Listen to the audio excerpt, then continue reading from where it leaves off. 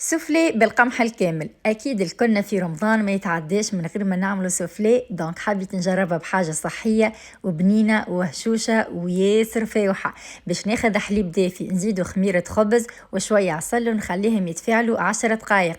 بعدين ناخذ فرينه القمح الكامل، نزيدها الزيت، الملح، ياغورت طبيعي، نخلطهم مع بعضهم الكل، وبعدين نصب الماء ونلمها لمين ونخليها ترتاح 5 دقائق على خاطر القمح يشرب برشا سوائل. بعد ما ارتاحت عجنتها شوية ودهنتها بالزيت وخليتها تتخمر في عقلها.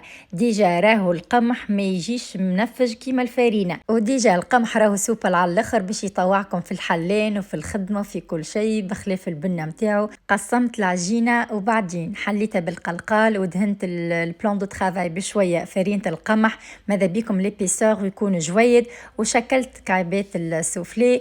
الفاخس باش نكتبه لكم تحت الفيديو شنو انا استعملت بالضبط. سكرتها كيما كعبات السوفلي، والا تعملوا اي شكل يساعدكم انتوما. وبعدين دهنتهم بيضه كامله وشويه حليب وزينتهم بشويه جلجلين ودخلتهم للفور يطيبوا على راحتهم. راهم ياخذوا وقت اكثر من السوفلي اللي بالفرين. وصحه وفرحه ليكم وان شاء الله تعجبكم الغسات.